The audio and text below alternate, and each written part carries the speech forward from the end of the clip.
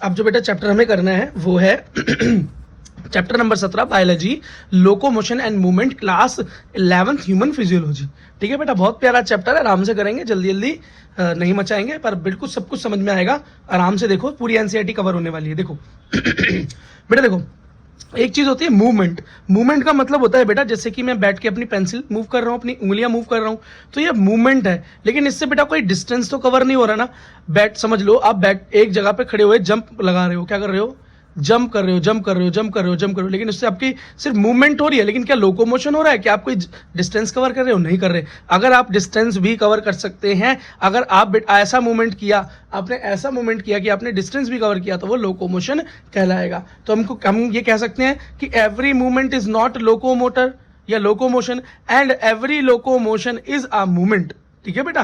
अच्छा, अगली चीज देखो, मसल्स। देखो बेटा, मसल्स ही हैं जो कि मूवमेंट करवाती हैं बॉडी के अंदर, है ना। तो कितनी है? तो भाई मसल्स का जो ओरिजिन है वो मीजोडर्मल है। कैसा है? मीजोडर्मल है। पूरी बॉडी के अंदर कितना है? 40 से 50% बॉडी वेट मसल्स का ही है। ठीक है। ये क्या करवाती हैं भाई? एक्साइटेबिलिटी, एक्सटेंसिबिलिटी, कंट्रैक्टिलिटी, इलास्टिसिटी, ये सारे काम बेटा मसल्स के तो हैं। अगला देखो, मसल्स कितनी तरह की हैं? मसल्स 3 तरह की हैं हमारे। कौन कौन सी मसल? स्केलेटल मसल या स्ट्रेटेड मसल्स, विसरल या स्मूथ मसल्स, या कार्डियक मसल। कार्डियक का मतलब तो हार्ट होता है, याद रखना।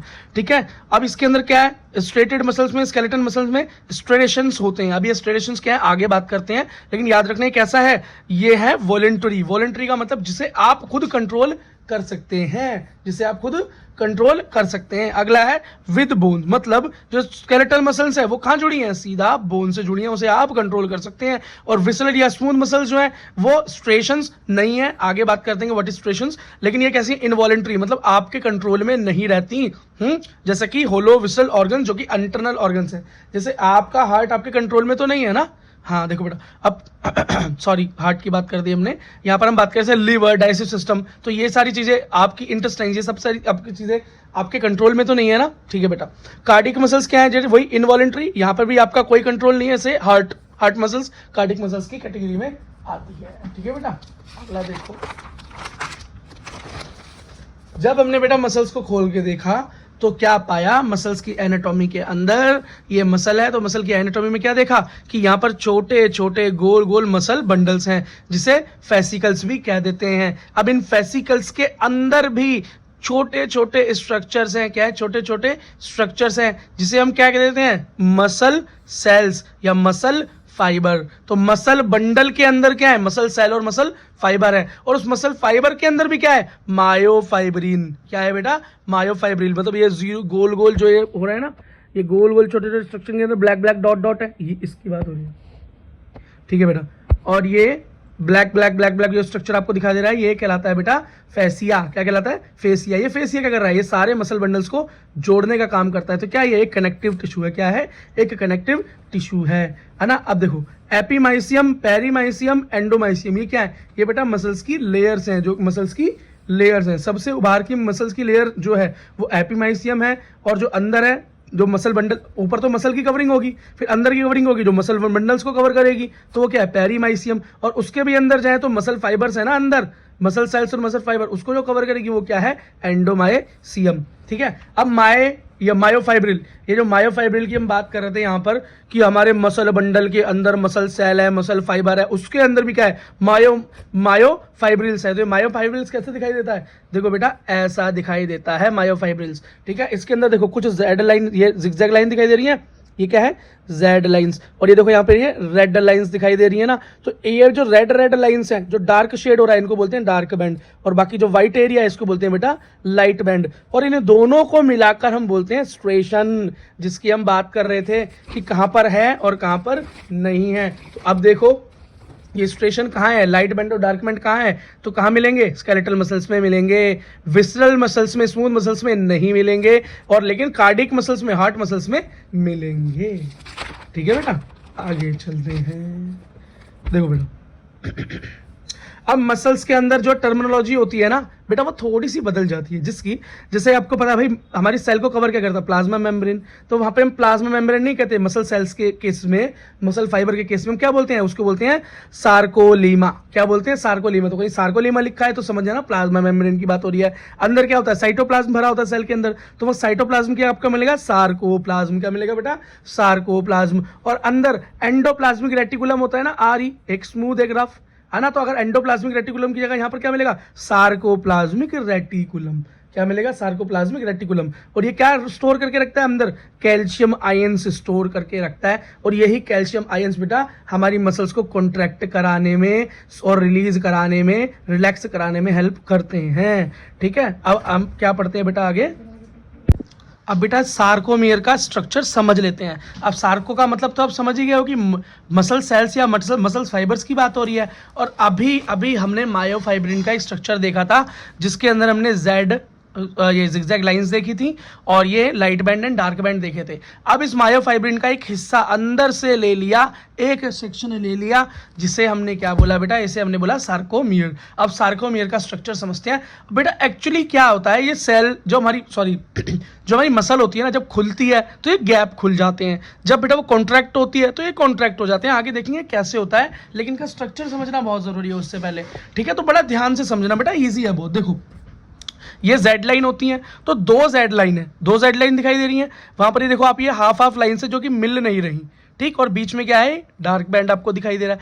यही है हमारा मायोसिन। क्या है बेटा, हमारा मायोसिन। अभी मायोसिन देखा था ना हमने पीछे, तो यही है हमारा क्या है, मायोसिन। ये क्या है हमारे छोटा छोटा, ये है हमारा एक्टिन। क्या है बेटा, एक्टिन। और ये है जेड लाइंस। क्या है बेटा, जेड लाइन। अब एक चीज देखो, एक सार्कोमियर क्या होता है बेटा, सार्कोमियर होता है कि जो दो जेड लाइन है ना, इन दो जेड लाइन के बीच में जो ये चीजें आ रही हैं, एक्टिन एंड मायोसिन, इनको बोलते हैं सार्कोमियर। क्या बोलते हैं बेटा, सार्कोमियर बोलते हैं। आगे देखो मजा आ जाएगा।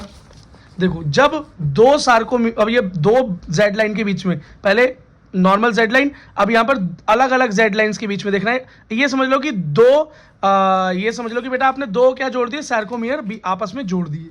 ठीक है बेटा, जोड़ दिए तो एक जेड लाइन ये रही और एक दूसरे वाली की जेड लाइन ये रही और ये बीच वाली कॉमन बन गई जेड लाइन। ठीक, अब ये देखो बेटा सेम स्ट्रक्चर, बस यहाँ पर एक नई चीज देखने को मिल रही है आपको, आई बैंड, ए बैंड और आई बैंड। ये ए बैंड क्या है और ये आई बैंड क्या है बेटा। ए बैंड का मतलब क्या है, ये जो बीच में आपको स्ट्रक्चर दिख रहा है, जितना ये मायोसिन है, कितना ये जितना भी मायोसिन है, तो यही है बेटा हमारा क्या है, ए बैंड। देखो कंप्लीट मायोसिन सेल, मतलब ये डार्क बैंड होता है ना, ये पूरा डार्क बैंड जब हम ले लें तो इसको हम बोलेंगे आई बैंड। अब ए बैंड क्या है, तो बेटा दो ए बैंड के बीच में ये गैप दिखाई दे रहा है ना, जहां पे बिल्कुल भी मायोसिन नहीं है, बिल्कुल भी डार्क बैंड नहीं है, यही जगह कहलाती है हमारी आई बैंड। क्या कहलाती है बेटा, हमारी आई बैंड। और एक और देखो, अब एक चीज आती है हमारी एच बैंड। क्या आती है बेटा, एच बैंड। तो एच बैंड या एच जोन, तो एच जोन क्या है बेटा, इसका मतलब है जिसके अंदर ओनली मायोसिन दिखाई दे, ओनली मायोसिन।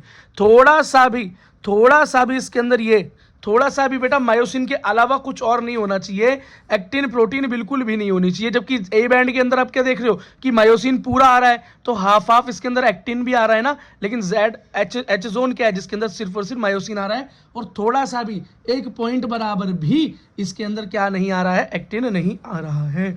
अब जरा बेटा इस स्ट्रक्चर के और अंदर जाते हैं और देखते हैं ये एक्टिन प्रोटीन बनता कैसे है। अब मायोसिन भी देखेंगे आगे, मतलब इसका भी पूरा स्ट्रक्चर देखेंगे। और ये जो एक्टिन, ये आपको सीधी सी लाइन दिखाई दे रही है ना, अभी इसका जरा स्ट्रक्चर देख लेते हैं। ये देखिए बेटा, तो सबसे पहले क्या होता है, ग्लोबुलर एक्टिन। एक्टिन कैसी होती है, गोल गोल शेप्स में होती हैं। फिर ये मिलकर एक क्या बन जाती है, माला की तरह एक स्ट्रक्चर बन जाता है, जिसको क्या बोलते हैं, फिलामेंटस एक्टिन। क्या बोलते हैं, फिलामेंटस एक्टिन। अब ये क्या होता है बेटा, जब दो फिलामेंटस एक्टिन आपस में मिल जाते हैं तो वो कहलाता है बेटा एक एक्टिन स्ट्रक्चर। अब एक्टिन स्ट्रक्चर को और थोड़ा सा दूर से देखेंगे तो एक सीधा पाइप जैसा दिखाई देता है, और ज्यादा दूर से देखेंगे तो बेटा कैसे दिखाई देता है, एक सिंगल लाइन जैसा दिखाई देता है। इस एक्टिन प्रोटीन के ऊपर बेटा क्या लगा होता है, हमारे छोटे छोटे प्रोटीन्स होते हैं, जैसे कि क्या है, ट्रोपोनिन। ये देखो एक प्रोटीन तो ये रहा, ये बैंड दिखाई दे रहा है रेड। एक तो ये क्या है, ये है ट्रोपोनिन। नायोसिन, क्या है, ट्रोपोमायोसिन, सॉरी ट्रोपोमायोसिन। और ये छोटे छोटे बीड जैसे स्ट्रक्चर जो दिखाई दे रहे हैं क्या है, ट्रोपोनिन। ट्रोपोनिन कैसे मिलेंगे, कहीं भी थोड़े बहुत अल्टरनेट जगहों पर मिल जाते हैं। अब ये ट्रोपोनिन ही है ना बेटा, यही एक साइट है, क्यों अभी मैं दिखाऊंगा कि बेटा ये मूवमेंट होती कैसे है और इसमें क्या रोल है इनका। अब देखो बेटा आगे, अब मायोसिन देखो क्या है।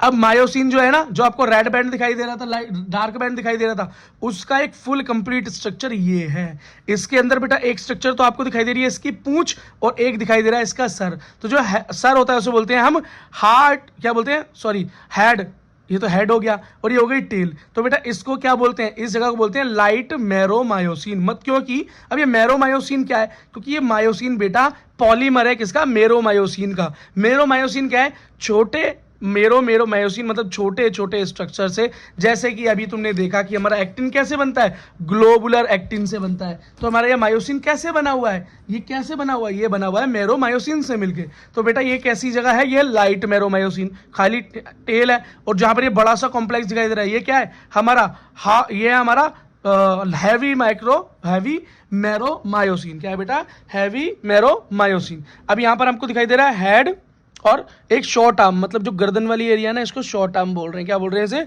शॉर्ट आर्म बोल रहे हैं। यहाँ पर ये लाल लाल आपको दिखाई दे रहे हैं स्ट्रक्चर्स, ये क्या है, ATP binding site, actin binding site. ये बहुत इंपॉर्टेंट है भाई। देखो कैसे, देखो बेटा ऐसे, जरा मैं एक स्ट्रक्चर दिखा रहा हूँ, उसको ध्यान से देखना। ये देखो, ये तो बेटा हमारा एक्टिन प्रोटीन है, ये हमारा मायोसिन प्रोटीन है। अब मायोसिन प्रोटीन क्या करता है बेटा, ये देखो यहाँ पर क्या है, एक्टिन बाइंडिंग साइट है। अब ये एक्टिन से चिपक जाएगा मायोसिन, और बेटा क्या करेगा, ये धीरे से ऐसे मूव करेगा, ऐसे मूव करेगा। जब ये ऐसे मूव करेगा तो एक्टिन को पीछे खिसका देगा ना, और इसी तरीके से दोबारा आएगा तो एक्टिन को आगे ले आएगा ना। तो इससे क्या होगा भाई, मसल्स की कॉन्ट्रैक्शन भी होगी, मतलब मसल्स की कॉन्ट्रैक्शन भी होगी, पास भी आएंगे और दूर भी जाएंगे। कॉन्ट्रैक्शन भी हो रहा है, देखो ये तो रिलैक्स फॉर्म है नॉर्मल। अब कॉन्ट्रैक्ट हुआ तो देखो छोटी हो गई ना, पास आ गई ना, और अब क्या है, मैक्सिमम कॉन्ट्रैक्शन। इसका मतलब है आपने पूरी जान लगा के बंद कर दिया, तो देखो ये मैक्सिमम कॉन्ट्रैक्शन हो गया। जरा यहाँ ध्यान से देखो, ये देखो, तो ये एक्टिन प्रोटीन जो है एक दूसरे के ऊपर चढ़ गई ना, और ये बीच में क्या है, मायोसिन। ये किया किसने बेटा, मायोसिन ने ऐसे करके एक्टिन बाइंडिंग साइड में पकड़ के इसको आगे की तरफ खिसका दिया, यहां से भी आगे की तरफ खिसका, तो कॉन्ट्रैक्ट हो गया। और अब क्या करेगा, ये इसे दूर फेंक देगा, ऐसे करके। ये ना देखो, मायोसिन एरी, एक्टिन एरी, ऐसे गया तो पीछे कर दिया, ऐसे गया तो आगे कर दिया। ठीक है, अब ये होता कैसे, जरा इस बारे में समझ लो बेटा। ऐसा होता है एक्चुअली, देखो मान लो जैसे न्यूरोट्रांसमीटर आया, मतलब एक दिमाग से सिग्नल आया कि बेटा हमको कॉन्ट्रैक्ट करना है मसल्स को, या रिलैक्स करना है। ठीक है, तो क्या होगा, अब होगा ये होगा कि बेटा जैसे ये न्यूरोट्रांसमीटर यहाँ रिलीज होंगे, कहाँ, यहाँ अंदर रिलीज होंगे, तो हमारे सार्कोप्लाज्मिक रेटिकुलम, अब सेल के अंदर तो एंडोप्लाज्मिक रेटिकुलम तो होता नहीं, सार्कोप्लाज्मिक रेटिकुलम बोलते हैं, उसके अंदर क्या भरा होता है, कैल्शियम भरा होता है, पढ़ा था शुरू में। ठीक है, और ये क्या है, सार्कोप्लाज्म मतलब साइटोप्लाज्म। अब ये सार्कोप्लाज्म यहाँ पर कैल्शियम आयंस को क्या कर देगा, रिलीज कर देगा। ये कैल्शियम आयन क्या करेंगे, ये कैल्शियम आयन बेटा हमारे सीधा जाएंगे कहाँ पर, ये जाएंगे हमारे एक्टिन प्रोटीन पर। कहाँ जाएंगे, एक्टिन प्रोटीन पर। और एक्टिन प्रोटीन पर जाके ये क्या करेंगे, एक्टिन प्रोटीन पर जाके ये ट्रोपोनिन है ना, ट्रोपोनिन, इसको यहाँ से हटा देंगे। कैल्शियम आएगा, इसके साथ हाथ मिलाएगा, कंबाइंड करेगा और उसको अपने साथ ले जाएगा, हटा देगा। ये जगह खाली हो गई। क्यों खाली हो गई, क्योंकि बेटा अब इस जगह पर आकर चिपकने वाला है हमारा मायोसिन। क्या, एक्टिन बाइंडिंग साइड अब वहां पर जाकर चिपक जाएगी, और जब चिपक जाएगी तो कुछ इस तरह का स्ट्रक्चर बना देगी। और जब ये स्ट्रक्चर बनाएगी तो क्या करेगी, एक्टिन प्रोटीन को पकड़ के पीछे मूव करा देगी, पीछे मूव करा देगी, पीछे मूव करा देगी। अब बोलोगे भैया इसमें दूसरी जगह एटीपी बाइंडिंग साइड भी तो है, ये क्या करती है, तो भैया एटीपी बाइंडिंग साइड करती है, एटीपी बाइंड करती है, भाई एनर्जी भी तो चाहिए। एक्टिन से चिपकने के बाद उसे मूव कराने के लिए ताकत भी तो चाहिए, तो एटीपी भी तो चाहिए इसको, इसलिए एटीपी बाइंडिंग साइड है बेटा। आई होप आप ये पूरा का पूरा मैकेनिज्म समझ गए होगे, और यही बेटा मैंने यहाँ पर लिख दिया है। किसी को देखना है तो पॉज करके लिख सकता है या पढ़ सकता है। ठीक है, एक चीज देखो, जब कॉन्ट्रैक्ट हो जाती है मसल, जब मसल्स कॉन्ट्रैक्ट हो जाती हैं तो भी बेटा कुछ चीजों की लेंथ, कुछ प्रोटीन्स की लेंथ सेम रहती है, बदलती नहीं। वो क्या है, माँ से याद रखना, माँ, क्योंकि माँ कभी नहीं बदलती, माँ हमेशा आपके लिए एक समान रहती है। तो मायोसिन, ए से एक्टिन और ए से ए बैंड, इनकी लेंथ में कोई फर्क नहीं पड़ता, उनकी लेंथ हमेशा सेम रहती है कॉन्ट्रैक्शन के बाद भी। और ये इंपॉर्टेंट क्वेश्चन बन सकता है। ठीक है बेटा, आई होप समझ में आ गई बात। अब देखो अगली चीज देखो, मसल फाइबर्स। अब मसल फाइबर जो है हमारे मसल्स के जो फाइबर हैं वो भी दो तरीके के हैं, एक है रेड फाइबर और एक है व्हाइट फाइबर। बहुत आसान है याद करना भाई। देखो सीधी सी बात है, जो रेड फाइबर होगा इसका मतलब उसके अंदर क्या ज्यादा होगा, उसके अंदर माइटोकॉन्ड्रिया ज्यादा होगा, उसके अंदर मायोग्लोबिन ज्यादा होगा। इसके अंदर व्हाइट है तो मायोग्लोबिन कम होगा, ठीक है। और जिसके अंदर बेटा, अब मायोग्लोबिन से समझ लो हीमोग्लोबिन, अब हीमोग्लोबिन ज्यादा होगा तो वो कैसा होगा, एरोबिक रेस्पिरेशन करेगा, O2 से ज्यादा बाइंड करेगा। जिसमें कम होगा वो एनारोबिक होगा, O2 से लेस बाइंड करेगा। माइटोकॉन्ड्रिया यहाँ ज्यादा है, यहाँ पर कम होंगे। यहाँ लाल कलर क्यों आएगा भाई, मायोग्लोबिन की वजह से आएगा, यहाँ पर नहीं है तो व्हाइट कलर का रह जाएगा। यहाँ का साइकोप्लाज्मिक रेटिकुलम मतलब ER या एंडोप्लाज्मिक रेटिकुलम आप नॉर्मल बात कह सकते हैं, वो क्या है, कम है, यहाँ पर ज्यादा है। अच्छा, अब रेड फाइबर्स किसके अंदर ज्यादा होंगे, किसके अंदर ज्यादा होंगे, जो मैराथन रन करेगा, जो बहुत लंबी लंबी दौड़े दौड़ेगा, 20 किलोमीटर 10 किलोमीटर बड़ी लंबी दौड़ दौड़ेगा, जिसे नॉन स्टॉप काम करना है, वो क्या होगा, उसके अंदर रेड फाइबर्स ज्यादा मिलेंगे। और वो लोग जो कि कुछ थोड़े टाइम के लिए कुछ उनको एनर्जी चाहिए, जैसे स्प्रिंट भागता है कोई, लो जी स्प्रिंट भाग रहा है कुछ मीटर की, 10 मीटर की, है ना, स्प्रिंट हो गई 1 किलोमीटर की होगी ज्यादा से ज्यादा। स्प्रिंट का मतलब होता है पूरी जान से भागना, उसेन बोल्ट की तरह। तो वहां पर क्या है, वहां पर उसके अंदर बेटा व्हाइट फाइबर्स ज्यादा होंगे। अब बेटा ह्यूमन स्केलेटन सिस्टम समझ लेते हैं, हड्डियों के बारे में जान लेते हैं। देखो इंसान के पूरे स्ट्रक्चर में, जो हम कंकाल बोलते हैं नॉर्मल भाषा में और इंग्लिश में स्केलेटन बोलते हैं, उसमें 206 हड्डियां कुल होती हैं, ठीक है। अब ये दो सेक्शन में डिवाइडेड है, एक्सियल स्केलेटन और अपेंडिकुलर स्केलेटन। अब एक्सियल स्केलेटन के अंदर क्या क्या आता है, फेशियल या क्रेनियम, खोपड़ी और चेहरा, इसका मतलब पूरे की पूरी खोपड़ी हो गई, है ना। क्रेनियम का मतलब ऊपर वाला सर जो होता है, इसमें दिमाग रहता है। नीचे क्या है, ईयर, फिर वर्टिब्रल कॉलम, फिर थोरैक्स हड्डियां, और फिर हाइयोइड हड्डियां। अब फेशियल मसल्स में टोटल स्केल्स में है बेटा 22 हड्डी, ठीक है। तो मतलब सारे चेहरे में 14 हड्डी, और ऊपर बात करें किसकी, हमारे सर की, जिसके अंदर हमारा दिमाग है, उसके अंदर 8 हड्डी। कान के अंदर 6 हड्डी, मतलब कान, ईयर पिन्ना की बात नहीं कर रहा, ईयर बोन की बात कर रहा हूँ। वर्टिब्रल कॉलम मतलब रीढ़ की हड्डी में 26 हड्डियां हैं, थोरैक्स में 25 और हाइयोइड में 1, ठीक है बेटा। आगे देखो, अब अपेंडिकुलर स्केलेटन की बात करें, जिसके अंदर 106 हड्डियां हैं बाकी, तो इसके अंदर क्या आता है, उसके अंदर आता है ग्रिडल्स और लिम्स। लिम्स मतलब हाथ पैर, और ग्रिडल्स मतलब क्या है, पेक्टोरल, और पेल्विक, पेक्टोरल मतलब ऊपर, पेल्विस मतलब नीचे की तरफ। लिम के अंदर फोर लिम मतलब हाथ, हिंड लिम मतलब पैर, ठीक है। अच्छा, अब रिब्स बात करें, रिब्स की बात करें, हमारी किसकी बात करें भैया, रिब केज की बात करें, पसलियों की बात करें, तो कितनी है, 12 जोड़े हैं। 12 जोड़े मतलब टोटल कितने हैं, टोटल 24 है। 12 कितने हैं, 12 जोड़े हैं। अब ट्रू वर्टिब्रे कौन सी है, ट्रू कौन सी है भैया, 7 ही सच्ची हैं।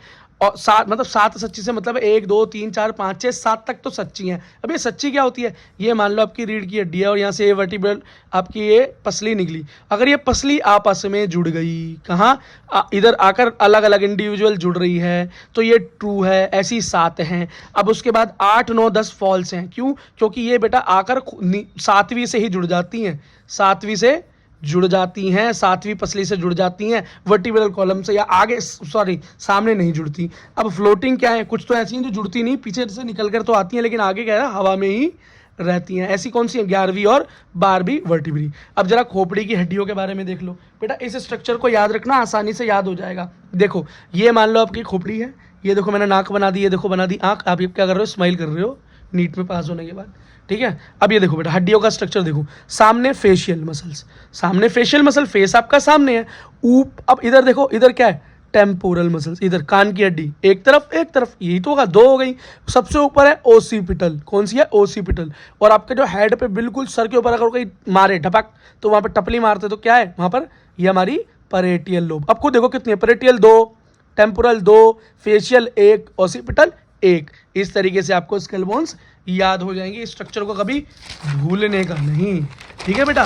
अब एक बड़ी इंपॉर्टेंट चीज बताने वाला हूं, फिर थोड़ा स्केलेटन पर जाऊंगा और हड्डियों के बारे में बताऊंगा। ये देखो बेटा, कुछ बीमारियां ऐसी हैं जो कि बार बार पूछी जाती हैं, और हो सकता है इस बार भी आपको बीमारी से कोई क्वेश्चन मिल जाए। सबसे पहली बीमारी जो है बेटा, वो बीमारी कौन सी है, तो मैं आपको थोड़ा सा बढ़िया नोट्स से पढ़ा देता हूँ, है ना, थोड़ा सा मजा आएगा आपको पढ़ने में। देखो बेटा, तो डिसऑर्डर ऑफ स्केलेटन मसल्स क्या है, सिस्टम, स्केलेटन सिस्टम, सॉरी। हाँ, सबसे पहला है भैया माइस्थेनिया ग्रेविस। अब माइस्थेनिया ग्रेविस के बारे में सबसे इंपॉर्टेंट बात याद रखना, ये ऑटो इम्यून डिसऑर्डर है, इम्यून डिसऑर्डर है, ऑटो इम्यून डिसऑर्डर है, ठीक है। अब यहां पर क्या इफेक्ट होता है, न्यूरोमस्कुलर जंक्शन, ठीक है, न्यूरोमस्कुलर जंक्शन हो जाता है, जिसका मतलब क्या होगा भैया, मतलब न्यूरॉन्स के बीच का कनेक्शन ही ठीक नहीं है, आप कुछ करवाना चाहते हो पर हो नहीं रहा, या काम होने में डिले हो रहा है, तो क्या लगेगी आपको, हमेशा थकान लगेगी, वीकनेस लगेगी, और ये अगर ज्यादा बढ़ जाए तो पैरालिसिस भी हो सकती है, इस बात को याद रखना, ठीक है। अगला है muscular dystrophy. Muscular dystrophy myasthenia gravis से भी ज्यादा इंपॉर्टेंट है, ठीक है। एक बात याद रखना, क्योंकि ये जेनेटिक डिसऑर्डर है, ये पूछा जा सकता है कि मस्कुलर डिस्ट्रॉफी क्या है, तो जेनेटिक डिसऑर्डर है, और याद रखना माइस्थेनिया ग्रेविस क्या है, एक ऑटो इम्यून डिसीज है। अब मस्कुलर डिस्ट्रॉफी के अंदर क्या होता है भैया, इसके अंदर होता है डीजेनरेशन ऑफ स्केलेटल मसल्स, मतलब क्या होता है, मसल्स धीरे धीरे अपने आप कम होने लगती हैं, कमजोर होने लगती हैं, घटने लगती हैं, ठीक है बेटा। अगली बीमारी देखो क्या है, अगली बीमारी है बेटा टिटनी। क्या है, टिटनी, टिटनेस नहीं, टिटनी। इसमें क्या होता है, वाइल्ड कॉन्ट्रैक्शंस होते हैं, रैपिड स्पाम्स होते हैं मसल्स में। क्यों, जबरदस्ती बेटा कॉन्ट्रैक्शन होती रहती है, कॉन्ट्रैक्शन होती है, ना चाहते हुए भी कॉन्ट्रैक्शन होती है मसल्स के अंदर, नस हमेशा अकड़ी अकड़ी रहती हैं। क्यों, कैल्शियम आयंस की कमी की वजह से, बॉडी फ्लूइड में या अपने खून के अंदर बॉडी फ्लूइड की कमी से। अगली बीमारी अर्थराइटिस है, जो कि भैया वर्ल्ड फेमस है। अर्थराइटिस का मतलब होता है कि जोड़ जब सूज जाएं, जोड़ जो होते हैं, जॉइंट जो होते हैं आपकी हड्डियों के, वो क्या है, जोड़ जो सूज जाएं। अगली है ओस्टियोपोरोसिस, जो कि भैया वही बुढ़ापे से रिलेटेड बीमारी है। इसके अंदर होता क्या है कि धीरे धीरे हड्डियों का मास कम होने लगता है, मतलब हड्डियां धीरे धीरे हल्की होती जाती हैं, कैल्शियम उसका डिग्रेड होने लगता है। क्यों होता है ये, एस्ट्रोजन लेवल के डिक्रीज होने पर ऐसा होता है। और जब हड्डियां आपकी बहुत कमजोर हो जाती हैं तो फ्रैक्चर के चांसेस बढ़ जाते हैं, और हड्डियों के जुड़ने के चांस भी कम हो जाते हैं। तो इसलिए बोलते हैं कि बुढ़ापे में हड्डियां टूट तो जाती हैं लेकिन जुड़ने में बहुत टाइम लेती हैं। अब बेटा हमें पढ़ना है जॉइंट्स के बारे में, कि दो हड्डियां आपस में जुड़ती कैसे हैं। कुछ जॉइंट्स तो बेटा ऐसे होते हैं जो कि मूव नहीं कर सकते, लेकिन कुछ हड्डियां ऐसी जुड़ी होती हैं, जैसे देखो मेरी उंगली कैसी है, देखो मूव हो रही है ना। तो कुछ हड्डियां तो ऐसी जुड़ती हैं कि मूव नहीं होती, लेकिन कुछ ऐसे जुड़ती हैं कि मूव हो पाती हैं। लेकिन देखो अब जिस तरह से मेरी ये उंगली चल रही है, मेरी खोपड़ी तो ऐसे नहीं चलती, मेरी खोपड़ी तो घूम सकती है, पूरी नहीं घूम सकती, मतलब आधी तो मूवमेंट कर सकती है। अब मेरा एल्बो का जॉइंट्स अलग तरीके से काम करता है, मेरे घुटने का जॉइंट अलग तरीके से काम करता है, मेरे नी का जॉइंट अलग तरीके से काम करता है। इसी तरीके से जो जॉइंट्स के जो प्रकार है ना बेटा, इनका नाम भी अलग है और काम भी अलग है। देखो बेटा सबसे पहले जॉइंट देखो, सबसे पहले जॉइंट का नाम है कार्टिलेजिनस जॉइंट, मतलब जो कार्टिलेज का जॉइंट हो। अब कार्टिलेज क्या होती है भाई, कार्टिलेज जो है हमारी बोन तो नहीं है, लेकिन जैसे अपने कान देखा, ईयर पिन ना देखा, कान को देखो, इसके अंदर हड्डी नहीं है लेकिन फिर भी ये काफी मजबूत है ना, स्ट्रक्चर को मेंटेन करती है, ये बेटा कार्टिलेज है। इसके अंदर मूवमेंट कैसी है, वेरी लिमिटेड, वेरी लिमिटेड, बहुत ज्यादा मूवमेंट नहीं है, किसी किसी का तो मूवमेंट होता भी नहीं है ना बेटा। अच्छा बस इतनी सी बात मेरे को आपको बतानी थी। और एक और चीज बतानी है बेटा, हाँ, the joint between adjacent vertebrae, जो वर्टिब्री कॉलम्स आपस में जुड़े हुए हैं ना, वो बेटा कार्टिलेजिनस जॉइंट से भी जुड़े हुए हैं। तो हो सकता है नीट में आपसे यहाँ से पूछ भी लिया जाए, तो इस बात को ध्यान रखना। अगले जॉइंट हमें साइनोवियल जॉइंट्स होते हैं। साइनोवियल जॉइंट्स तो बेटा ऐसे जॉइंट्स होते हैं कि वो एक दूसरे में जुड़े होते हैं, कुछ उसके अंदर फ्लूइड रहता है और दो बोन्स के बीच में होते हैं, और यहाँ पर कंसिडरेबल अमाउंट ऑफ मूवमेंट होती है, मतलब अच्छी खासी मूवमेंट होती है, ठीक है। तो ये लोकोमोशन वगैरह में काम आते हैं। मेरी हाथ में जो मैं बता रहा हूँ ना आपको, आप भी बोलोगे क्या भैया बार बार उंगली करते हो, देखो अब देखो बेटा, ये देखो सबसे पहला जॉइंट है बॉल और सॉकेट जॉइंट। क्या, बॉल एंड सॉकेट जॉइंट। ये कहाँ मिलेगा आपको, आपकी पेक्टोरल ग्रिडल और हेमरस में मिलेगा। किसमें, हेमरस और पेक्टोरल ग्रिडल में मिलेगा। अब ये बॉल एंड सॉकेट जॉइंट जो है कैसा होगा बेटा, ऐसा होगा, ऐसे ये समझ लो सॉकेट, और ये हो गई बॉल, ऐसे लग गई। अब ये ऐसे देखो मूव हो रहा है, देखो ऐसे मूव हो रहा है, ये सॉकेट में बॉल मूव हो रही हो, इस तरीके से बेटा ये मूव हो रहा है, ठीक है। अगला हिंज जॉइंट। क्या, हिंज जॉइंट। हिंज क्या होता है, कब्जा। कब्जा जैसे आपने देखा आपका दरवाजा कैसे लगा होता है, ऐसे ही तो होता है, ऐसे मूव करता है और ऐसे मूव करता है, ऐसे मूव करता है या ऐसे मूव करता है, तो हिंज जॉइंट है वो, ठीक है। तो इस हिंज जॉइंट कहाँ पर मिलेगा आपको, नी जॉइंट। जो आपकी घुटने की हड्डियां है ना, वो एक दूसरे से कटोरी जिसे आप बोलते हो, वो नी जॉइंट है। आप कटोरी समझ के बॉल और सॉकेट मत डालाना वहां पे। अगला है भैया पाइवॉइड जॉइंट। क्या है बेटा, पाइवॉइड जॉइंट। अब वो कहाँ मिलेगा आपको, एटलस और एक्सिस में, ठीक है। अगला क्या है भाई, अगला है ग्लाइंडिंग ज्वाइंट। क्या, ग्लाइंडिंग ज्वाइंट, ये कहाँ मिलेगा, हमारे कार्पल्स में। कार्पल्स क्या है, हमारी छोटी छोटी हड्डियों के बीच में। अब सैडल ज्वाइंट क्या है, ये कार्पल और मेटाकार्पल और थंब। अरे यार, कार्पल मेटाकार्पल ये रही हमारी हड्डियाँ, इनके बीच के ज्वाइंट्स की बात हो रही है। ठीक है बेटा, बस यही थी हमारी कुछ जॉइंट्स के बारे में। अब बेटा ये जो हड्डियाँ, जिन बच्चों को नहीं पता ये कौन कौन सी हड्डियों की हमने बात की, तो हम जरा हड्डियों के बारे में भी पढ़ लेते हैं। तो बच्चों हड्डियों को एक बारी देख लेते हैं कि कौन कौन सी हड्डी कहाँ पर है। फेशियल मसल्स के बारे में तो आपको मैंने शॉर्टकट्स में समझा ही दिया था, बाकी एक बार फिर से देख लो। ये देखो ऑसिपिटल कॉन्डाइल है ना, आपके देखो ये नेजल बोन मतलब नाक की हड्डी, ये फ्रंटल बोन चेहरे का मतलब कपाल, ऊपर पैराइटल बोन ये 2 पेयर है, टेम्पोरल बोन एक इधर कान के पास और एक उधर उस तरफ 2 पेयर है। तो ये तो मैंने आपको बहुत बढ़िया तरीके से बेटा समझा दिया था, तो उसमें टेंशन वेंशन लेने की जरूरत नहीं है। ठीक है, आगे देखो भाई। हाँ, वर्टिब्रल कॉलम के अंदर मैंने आपको क्या बताया था कि टोटल 26 होती हैं। कितनी, टोटल 26 होती हैं। ठीक है बेटा, अब जरा देख भी लेते हैं वर्टिब्रल कॉलम को, हमारी रीढ़ की हड्डी को। ये देखो बेटा, ये रही हमारी रीढ़ की हड्डी, देखो दिख गई।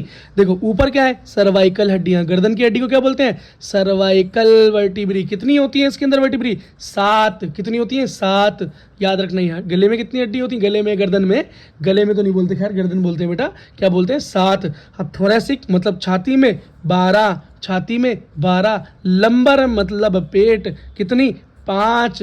अब उसके नीचे ये देखो ना, ये हमारी क्या है, सैक्रम। सैक्रम कूले की हड्डी, सैक्रम कूले की हड्डी 1, लेकिन फ्यूज्ड मतलब जुड़ी हुई। और क्या है, कोकीग्लिया, कोकीगियाल, हाँ कोकीगियाल, कोकीगियाल हमारी लास्ट वाली है, वो क्या है, वो भी बेटा 1 है और फ्यूज्ड है। तो इतना तो कम से कम सर्कल तक तो याद, सैक्रल तक तो याद होनी चाहिए। सॉरी बेटा, सुबह से लेक्चर देते देते क्या हो रहा है, फंबल हो रहा है, बहुत जीभ फंबल हो रही है। ठीक है बेटा, अगला देखो जरा रिब केज के बारे में देखो। इससे क्या बोलते हैं बेटा, हिंदी में अस्थि पंजर बोलते हैं। ठीक है, तो ये तो आप बहुत अच्छी तरह से देख रहे हो। पीछे की तरफ क्या है, वर्टिब्रल कॉलम, आगे क्या है, हमारी रिब केजेस हैं।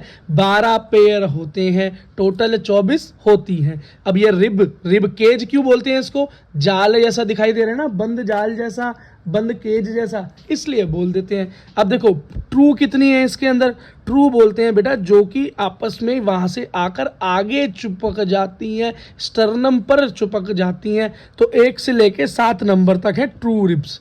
क्या है, ट्रू रिब्स या ट्रू रिब केज के अंदर। अब बाकी क्या है बेटा, बाकी देखो नीचे वाली किससे आकर चिपक रही है, 7वें नंबर से ही आकर चिपक जाती हैं। हम उन्हें क्या बोलते हैं, फॉल्स बोलते हैं। क्या बोलते हैं, फॉल्स बोलते हैं। अब मैंने आपको बेटा क्या पेयर बताए थे, पेयर्स को याद रखना, कभी भूलने का नहीं। देखो ट्रू कितनी है, 1 से लेके 7 तक, फॉल्स कितनी है, 8, 9, 10 तक, और फ्लोटिंग जो कहीं जुड़ी ही नहीं हुई वो है 11वीं और 12वीं रिब।